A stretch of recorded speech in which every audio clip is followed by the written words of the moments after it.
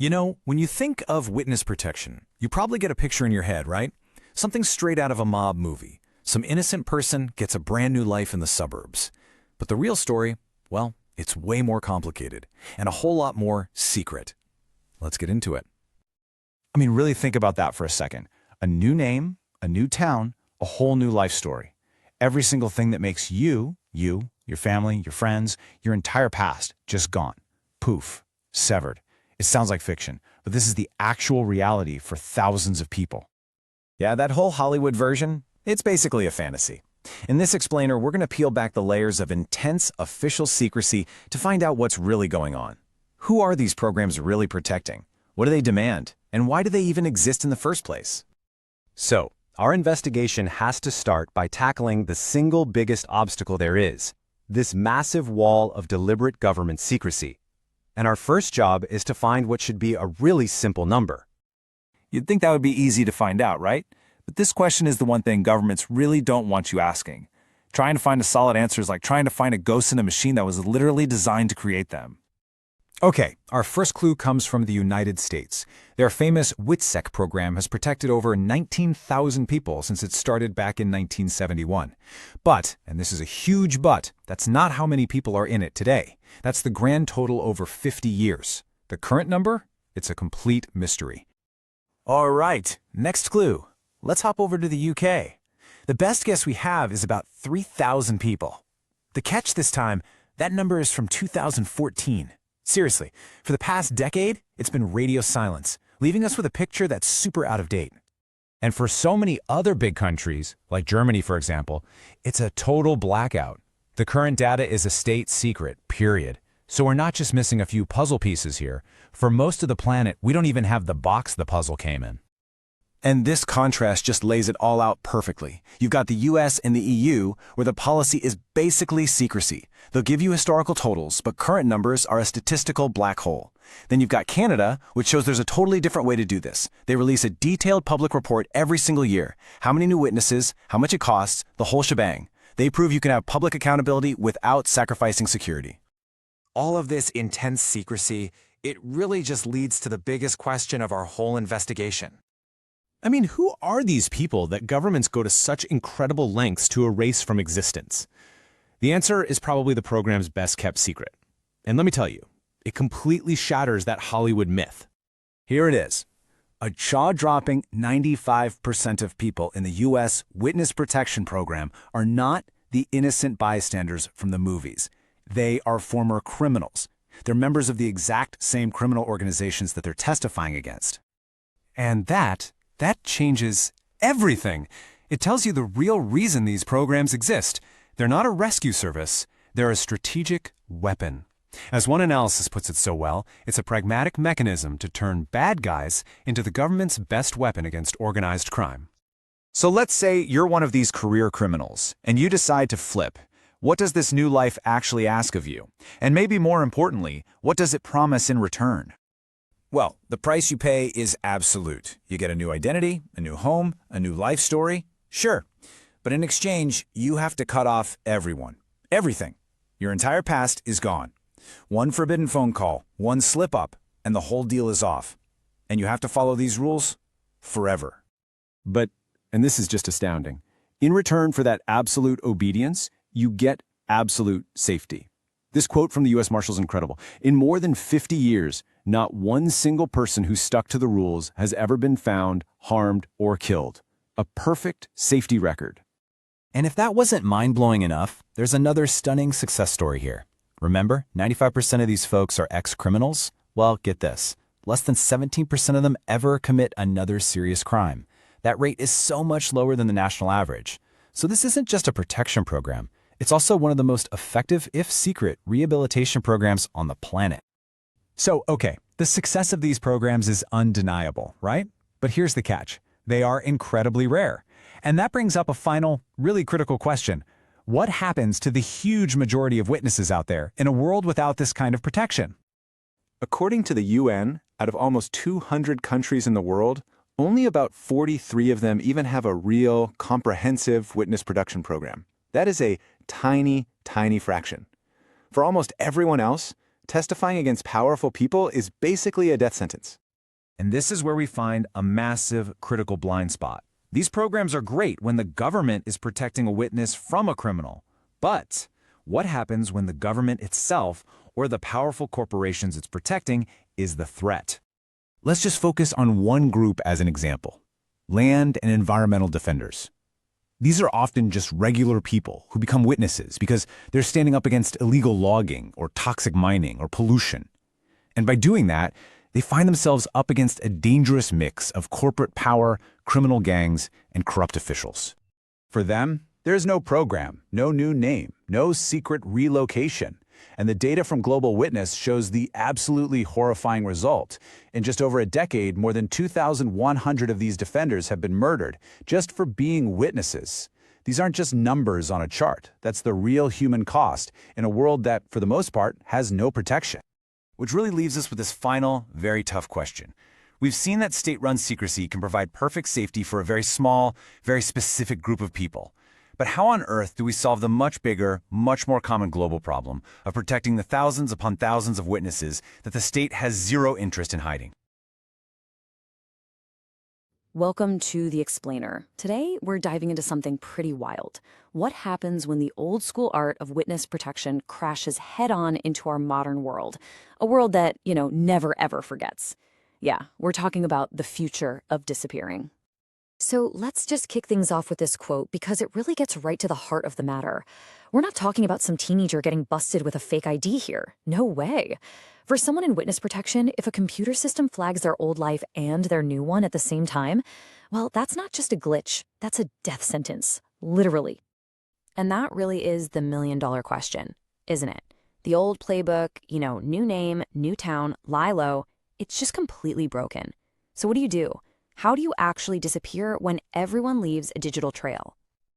All right, so first up, hiding in a digital world. We're going to look at exactly why the old ways, this idea of creating an analog ghost, are just not cutting it anymore in our super connected society.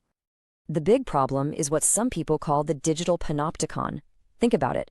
Every time you're tagged on social media, every public record online, every bit of data that brokers sell about where you've been, it's all weaving this massive permanent digital web around you.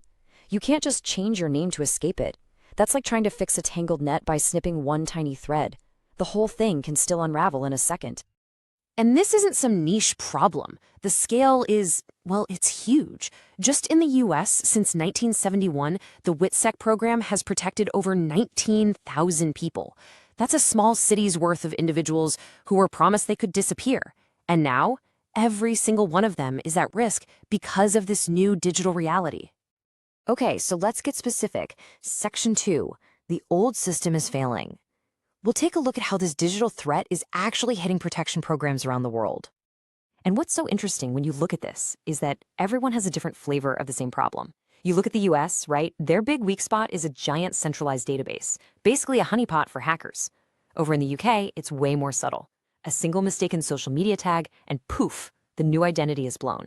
And then there's Germany, where, get this, their own super strict secrecy rules can actually make it harder to build a believable new life because they can't share the necessary data. It's ironic, really. Okay, so we've established the old way is broken. The big question is, what's the fix?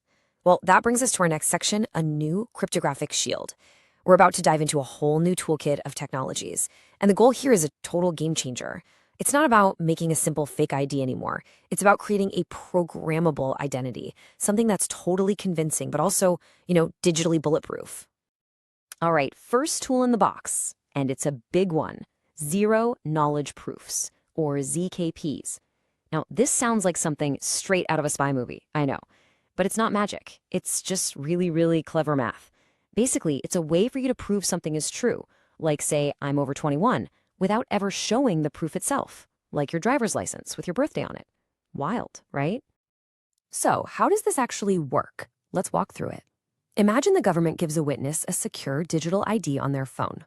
Now they need to rent an apartment. Instead of pulling out a physical driver's license and handing over all that personal data, their phone just generates a little cryptographic proof. All the landlord sees is a simple yes to the question, is this person approved to rent? They don't see the name, the birth date, the ID number, nothing. The personal data never leaves the phone. It's an incredible way to slash data leakage. Next up, blockchain. And this one is a classic double-edged sword. On one hand, it's amazing, right? It creates a totally tamper-proof permanent record, perfect for logging evidence. But, and this is a big but, that very same permanence is a huge problem for creating a new identity. Think about it. You can't just digitally sneak a fake birth certificate from 1985 into the blockchain to build a backstory. The whole point of the chain is that it's unchangeable. It just won't let you. So, what else is in this toolkit? Well, you've got things like privacy-preserving biometrics. That means you can use your fingerprint to prove it's you, but your actual fingerprint data is never stored where someone could steal it. Super secure. Then you have government-backed eID wallets, which is huge because it makes the new identity feel totally official and legit. And maybe the coolest part? Programmable credentials. This means an ID can be designed to expire after a trial is over or be instantly revoked if there's a security breach. It's all about control. Okay, so this isn't just theory and cool tech demos. The stuff is actually being built. So for our next section, global implementation models, we're going to see how the US, the UK, and the EU are taking these exact tools and turning them into real systems. So in the US, there's no national ID card, right? So they're taking a federated approach. What that means is the feds, like the FBI, partner with a state agency, say the DMV.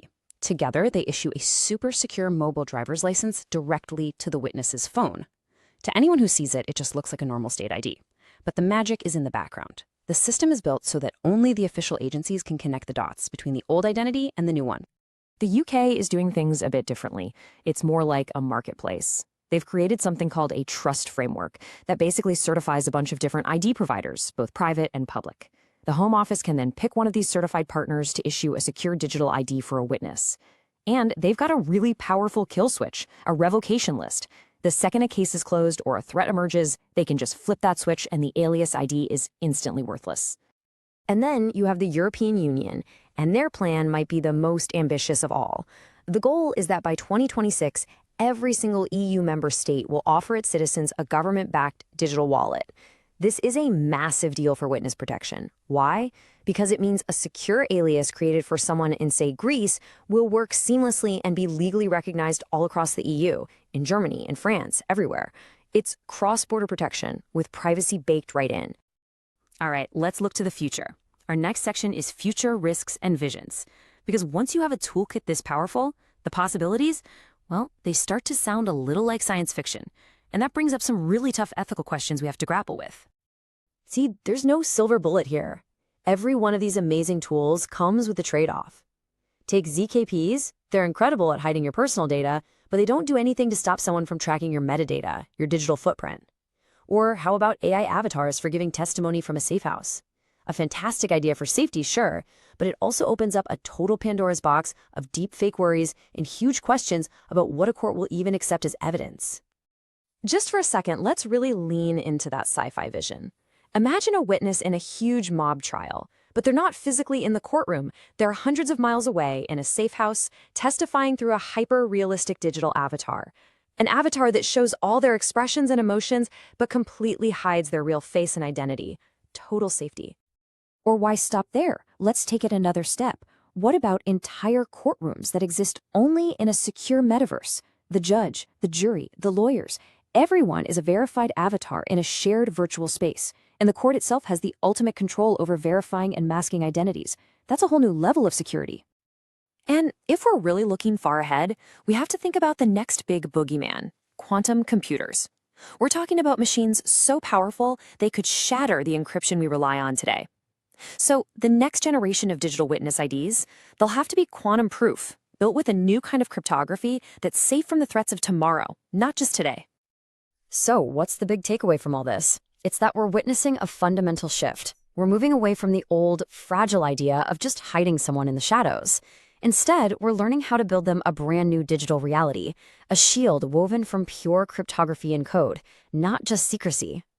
Look, none of this is science fiction anymore. It's happening now, and it's a pivot we have to make urgently. But it leaves us with one last massive question to chew on.